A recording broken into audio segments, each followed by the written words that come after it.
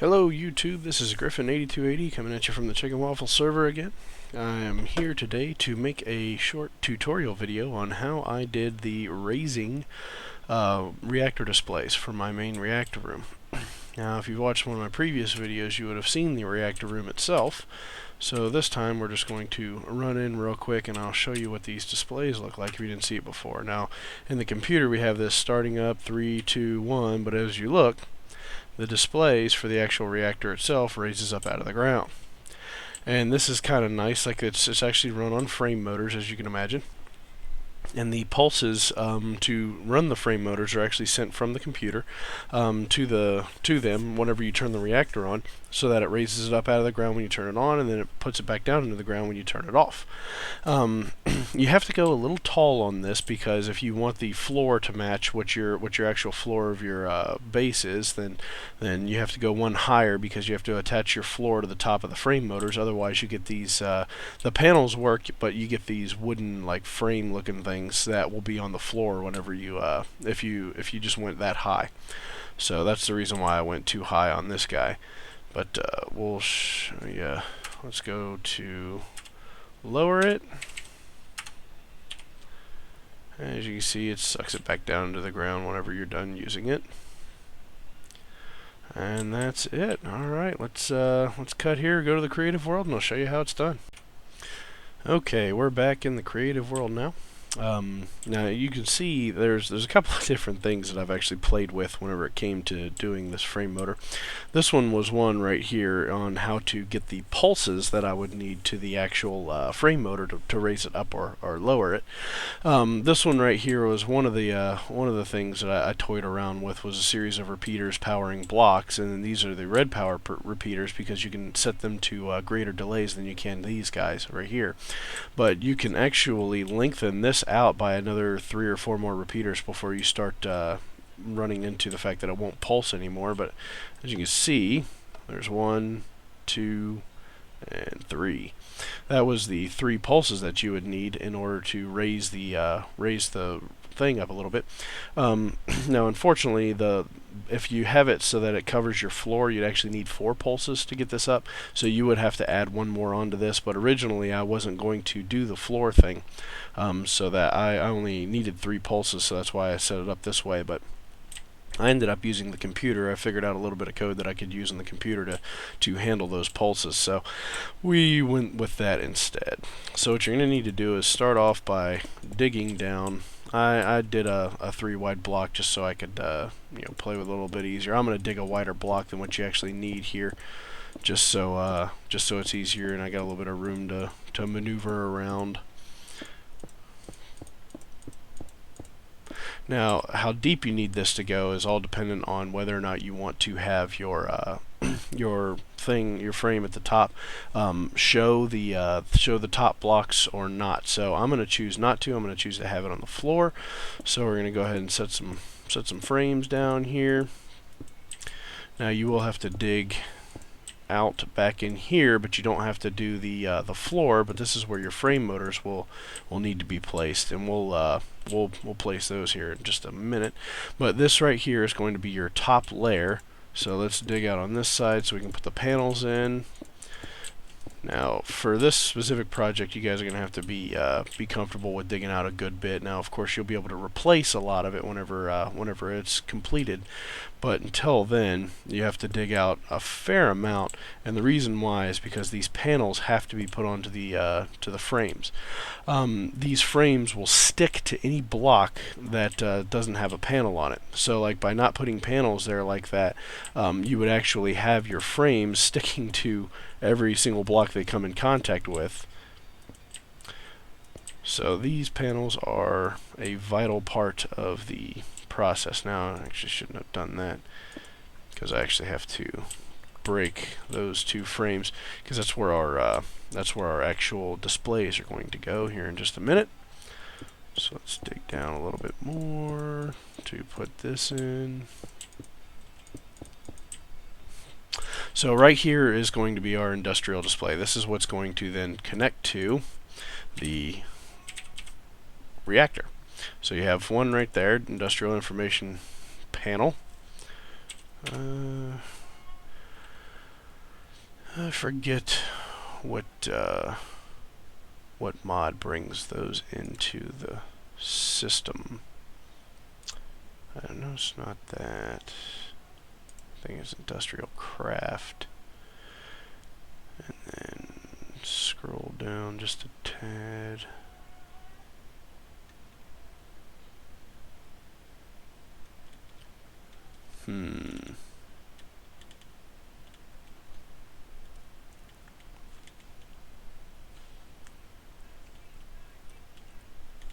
Well, I found the information panel fast enough. I can't find the add-on monitors, though. They're actually pretty simple to make. I guess we could just whoop them out that way. Tools. I wouldn't think you'd put them under miscellaneous.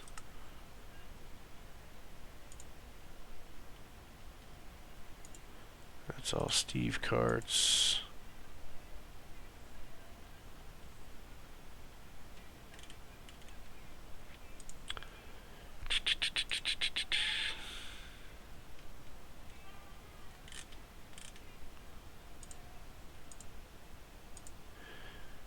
Well, I could have swore it was an Industrial Craft stuff. But maybe not. I probably already passed over it like 3 times. You guys can see it, I'm sure.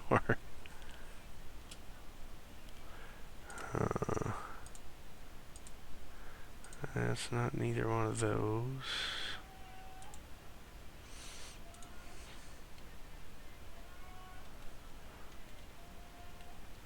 A ton of different turtles. Computer craft we will need here in just a second because we're going to have to pick up an advanced monitor. No, it's not a red power machine. Well,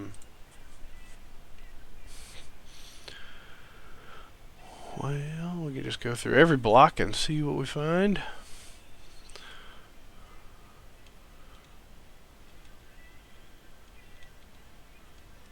Alright, well this is not very interesting. I'm going to cut until I find it and then I'll be right back. Alright, we're back. I found it. It was, I don't know, it was a weird spot. But these guys are what we then use to extend the main display. So once the main display here is fired up, this guy right here is the one that actually contains the control card that will then read the reactor's information, all that kind of stuff. So this guy's the one that powers the display, but if you connect these add-on monitors adjacent to it, you can actually go out on this side, up top, and all that kind of stuff, and even on the bottom and make one just ginormous display. But I like, I think the 4x4 or 2x2 here is about the a good size for this, so that's usually what I stick with. So let's panel these blocks as well. Now, here's where it starts to get fun. Let's go ahead and give me one of these. We'll stick those to the top already, so those guys are ready to go. So that's what your floor will look like then whenever it's all done. Whenever you fill in the rest of these blocks all up here. And let's go ahead and set it back to daylight. Alright, I'm going to stick, let's just break these real fast because we need the space. The frame motors will go ahead and stick right here. So we have that guy and that guy. Now we'll need it's the Buildcraft wrench is the one that that fixes these guys up, if I remember right. No, oh no, it's the screwdriver. It is the screwdriver because it's a red power machine. Let's grab a Sonic. Okay, so that one's going to be up and that one's going to be down. That's your those are your two main movement categories. Now it doesn't matter if these guys have panels on them because they're probably never going to come in contact with anything, but I'll probably raise this thing up here in a little bit when we raise it, and I'll put panels on it just to be certain. You never can be too safe when it comes to these frame motors. If anything obstructs their up and down movement, they won't tell you what it is, it just won't work, and that can be a little bit frustrating. Alright, now, here's what's fun. This panel right here is the one that actually needs power. All the rest of these guys will actually get their power from this one right here. So, that's why we have these redstone tube frames. Those guys need to go right there because they're actually are going to be what supplies your power for this, this specific setup right here. So let's dig down just a tad more. And this is where it's going to start getting fun, because what you need to do is right here in front of this display, you'll need to bust out that guy right there, and right there is where we will need to stick a redstone torch. So let's get rid of these. Stick a torch right there, and I'll show you why we're sticking a torch right there here in just a couple minutes whenever this thing is fully raised. So right now we have to raise it 1, 2, 3, 4, so 4 ticks up out of the ground. So what you need to do is you need to bring this down 4 so that it'll still make contact. And this is why I said you'll be digging a pretty deep pit for this specific setup. Alright, so we have 1, 2, 3, and 4. So I'm going to dig one more down so I can put, well, probably 2 more down so I can put panels on the bottoms of these. But we'll be filling this back in. You don't actually have to have it dug down this whole way. So there we go. We got our frames in place. Let's bring them all the way down. So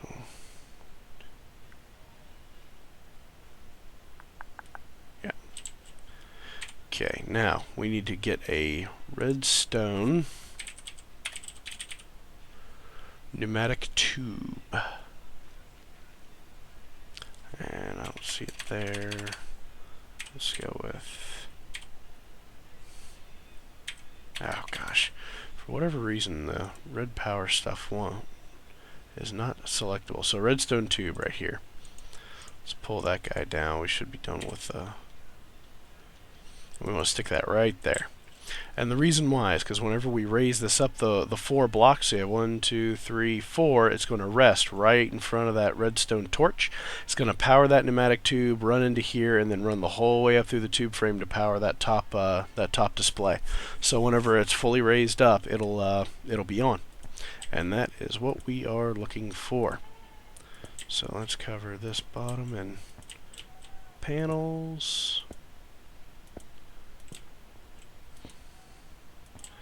And I could probably go ahead and fill in the bottom here. This is like whenever you guys do this, you could probably use a cheap material such as like cobblestone or something like that, because nobody's ever going to be down in here to look at your handiwork unless you specifically take them down and show them. So there is that. But we got to make sure we panel this thing up good, because anything that doesn't have a panel on it, as I said before, will stick to a block.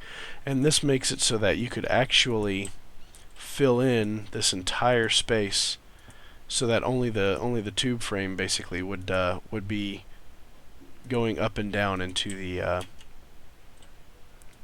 into this hole. And by that, I mean by doing this.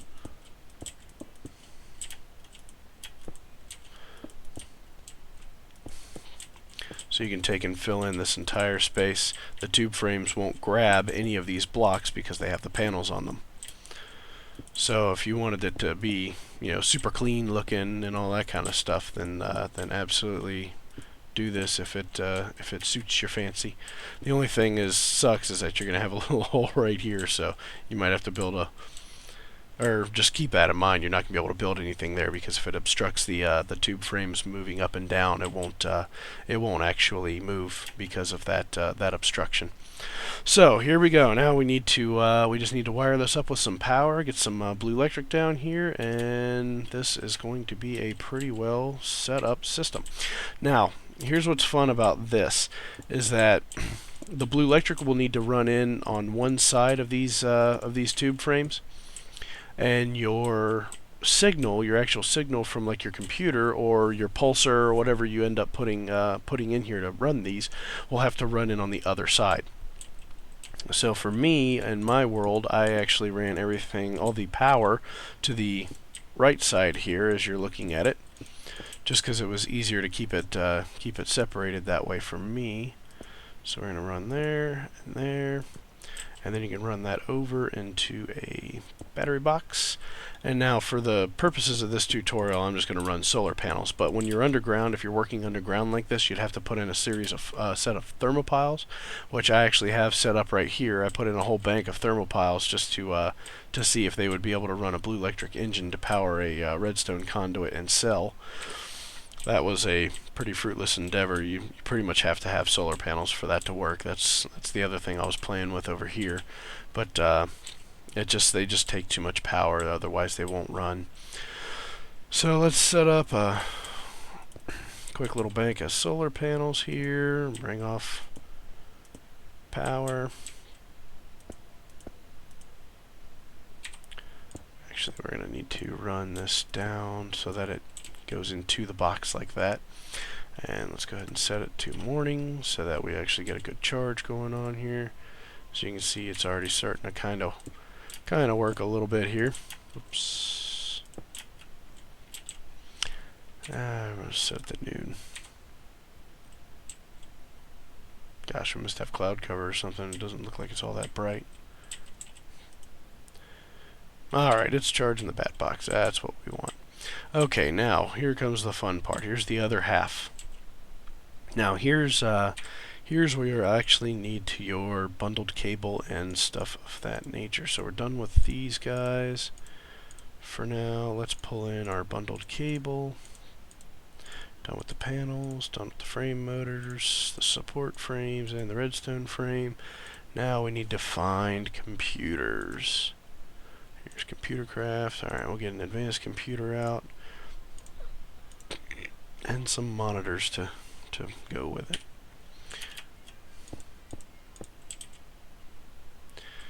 Alright, now here's what's fun. Alright, you're going to need a couple of different colors. I picked just orange and white because they were the first two colors, honestly, that were in the red power wiring setup. But you can go with any colors you want, honestly. And the fun thing about these is that a bundled cable can attach to a computer, to an advanced computer or any kind of computer, honestly. Let's go ahead and put that guy down. I'll show you this stuff first. So we have an advanced computer down. Let's stick some monitors on him, just so we have a big display to look at. Makes it fun. All right. We got our monitors and displays. Now, here's the fun thing about these computers, is that they have the ability to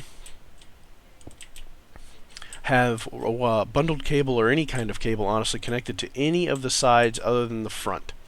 So obviously we can't use the top because that's where the monitor display is going to be. So we fire up CraftOS. I think you'd actually have to tell it you have a monitor on top. Honestly, for this tutorial, we don't really need monitors. That's just, I'm used to putting them on there because the one I have in my base, but I'm running an actual OS on my one in the base, so that those monitors are kind of needed because you can see what's going on. But anyways, you can have a bundled cable on this side, this side, this side, the bottom, or the top if you don't have monitors connected. Now, for mine, I just put the bundled cable off the right side. So put it just like that. Now, whenever you program this computer, you'll have to tell it that the bundle is on the right side, and I'll show you that here shortly whenever we actually create the little program that's going to run these frame motors up and down. So, now we got to run that down into our pit, and we'll bring it out right there. Let's bring it one more down. So now we got our orange cable. Poop. We're going to have to go in one more with this. Just because the cables have to meet directly with the...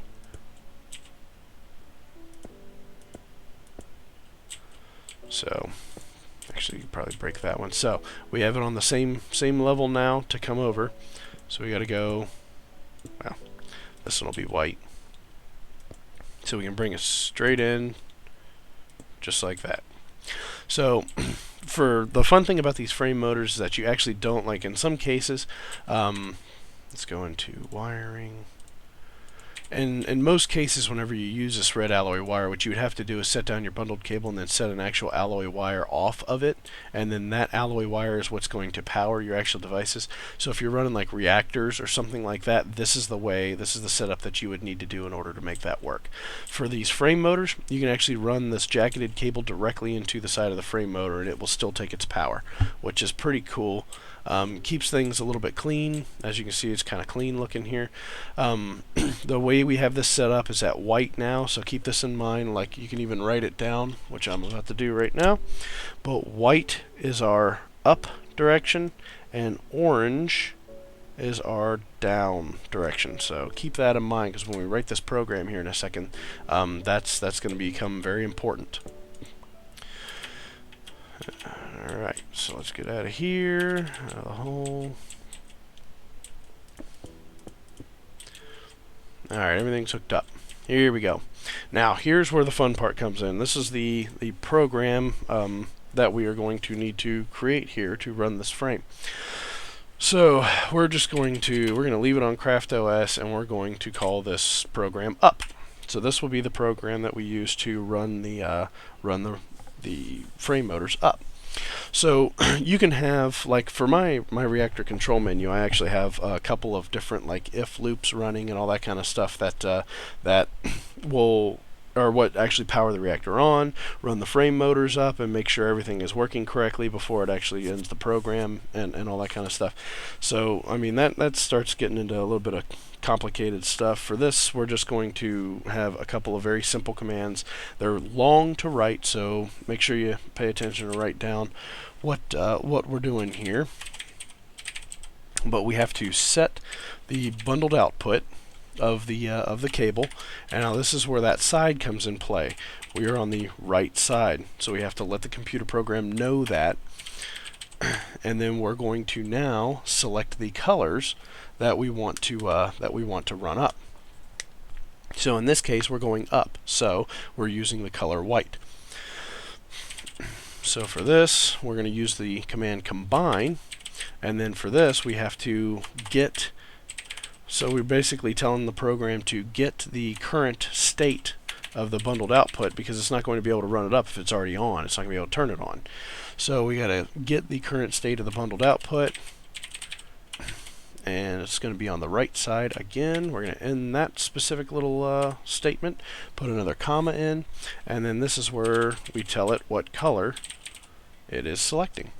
And it's as simple as that. And then you need two parentheses to fully end the statement, and that is going to send a pulse to the white line. Now, for this, the computer will actually send these pulses super fast. So between each individual output line that we're putting on here, or each individual command line, we're going to have to tell the computer to pause for a second.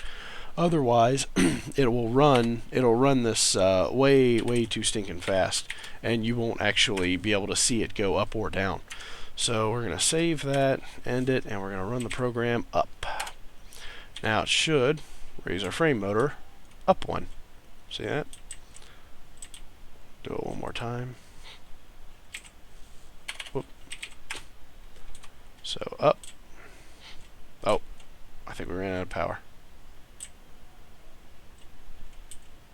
Oh, the motor is still on, that's why. Oh, good grief. Set it back to day, watch how these guys burn. Burns, I miss burn. I should just set it to peaceful. Think about that. There we go. That gets rid of them all. There we go. Alright, so now here's the mistake we made. The bundled output is actually now currently set to on. So the frame motor isn't going to go up or down anymore because white is actually still currently in an on state. I'll show you that by doing that. See, we're still currently in an on state, and you can actually do that if you want indicators, but you don't need them after a while. So we're currently still in an on state, so the motor is still powered up. It's not going to do anything. So we gotta change that by going in here. Now we're after our sleep statement. So we've told the computer to sleep for a second after it has turned on the bundled wire. So now we're going to turn it off. So again, we got the right side, colors, and then this time we're going to subtract. So that means we want to turn it off and not turn it back. Or it's not going to be able to turn it on because it's already on, obviously. So bundled output, and it's on the right side again, and it's colors white, double parentheses to end, and that is it. So now we run up again. It's not going to do anything. It's not going to go up because it's already on. However, if we look, now our little redstone wire is off. So it slept for 1 second and then it turned it right back off. So now if we run up again, see it moving? And so now it went on and off. So now it's off again. So let's run it up 2 more times.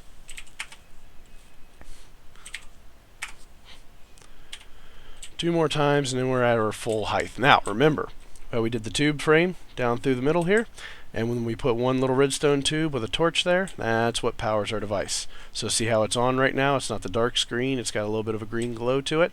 Since we don't actually have it connected to a reactor card or anything like that, it's not going to display anything, obviously. But actually, we could probably get a reactor card, even though it's not...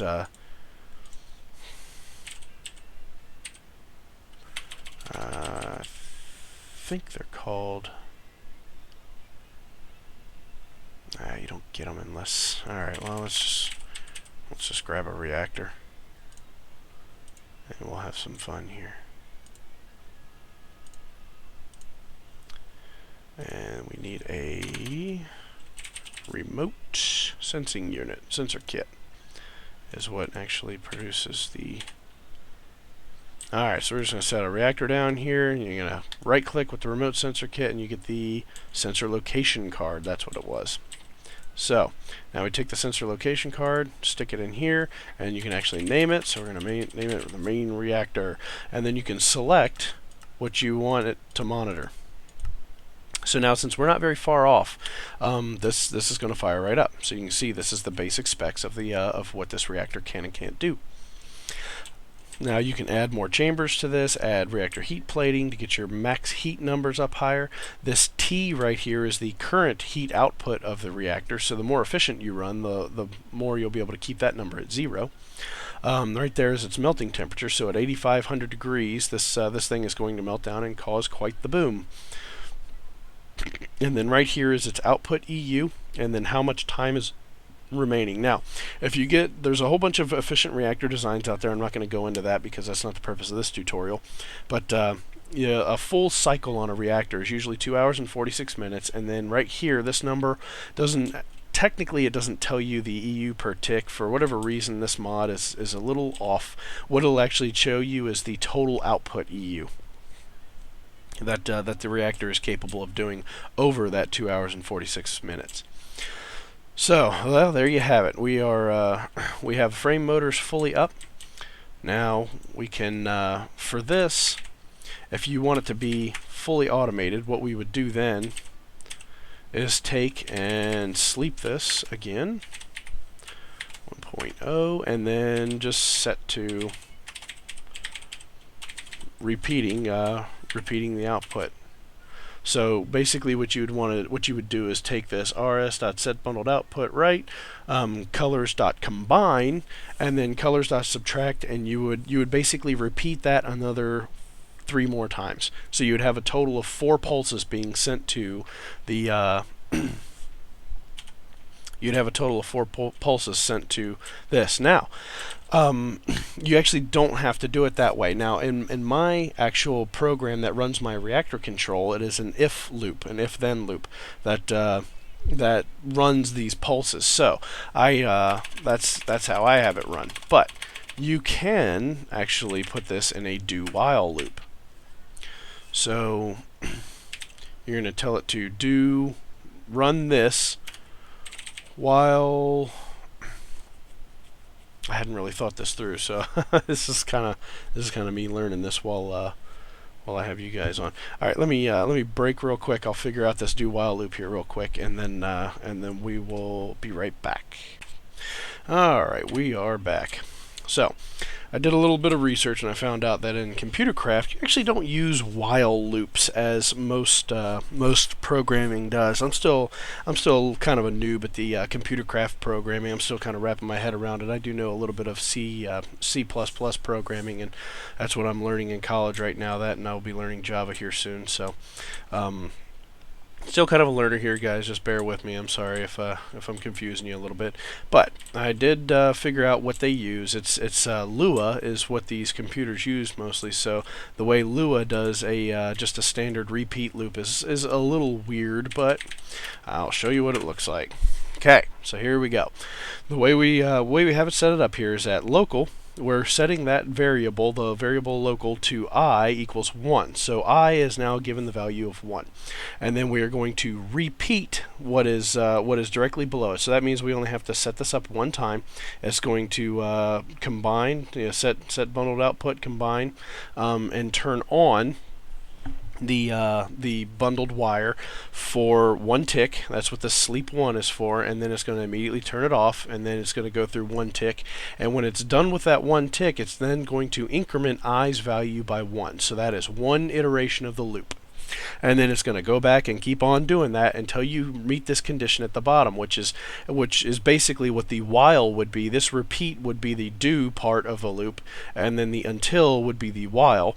So until I is equal to 5 full ticks. So basically when you have I equals I plus 1, so I starts off with a value of 1, adding 1 to it makes it 2, and then 3, and then 4, and then 5. And then once it hits 5, that's whenever it's going to stop executing the loop. So we can look over here, and as you can see, we still have it up. I've already created the program down, which is exactly the same as up, only instead of using white, I think I actually changed the color out to black just to make it a little easier to see. But as you can see here, you got white and black down there. So this is the exact same loop basically. It's black instead of white. So we are going to exit, and we're going to run the program down. And as you can see, it continues to send the pulse, bink, until it hits that 5th iteration, and then at that point the program terminates and gives you back your prompt. And that is it. So at that point, this is sunk down into the floor, so we can. Now, of course, these right here would probably be underground, and then this right here, your computer would be in a centralized location, and you don't necessarily have to use write. In fact, if we wanted to, and I can actually show you how that works. It's so simple to change the orientation of that. But there we go. We're all covered up. Now let's play a little bit with this guy right here. So here's what we're going to do. We're going to take this bundled output, and we're going to run it to the bottom of this computer. And then we're going to take those panels. I actually have to go into the micro blocks. Here we go. Sandstone panels.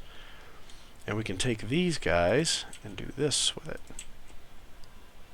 This is why I love the Red Power micro blocks. These are probably one of the greatest thing known to this game. So there you go. Look at that. Unbroken. Looks beautiful. So now it's very simple. All we do is go into here, edit up, and everywhere where you see it say right, we're going to change that to bottom. Now, on the Computercraft wiki, they actually have the the actual sides. There's a program you can run. You can type into just the standard console, and it'll actually tell you the name of each side. But I, for the life of me, can't remember what that actual syntax or that code is right now. It's on the wiki, but also there's a list on the wiki too about what sides are what. So now we have that changed out, and let's go ahead and run up. And as you can see, it'll send the pulses to the bottom, and up comes our display. And then once it gets to the top, it gets power. Bam, there we go. And that is a floor sucking display. Uh-oh. Ah, see, that is why we cover these in panels. That just illustrated my point beautifully. Because these stinking frame motors will stick to everything, man. These things are like super glue. So, let's go in here. Whoops. Yeah. We'll edit down, set it to bottom as well, so we have a full, fully working frame motor setup.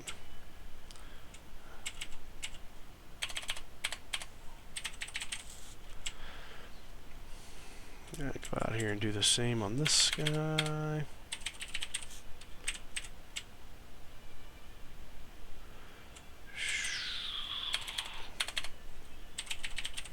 And there we have it. So now we'll run down and suck it back down into the floor. And you'll notice this time it doesn't grab any blocks on its way down.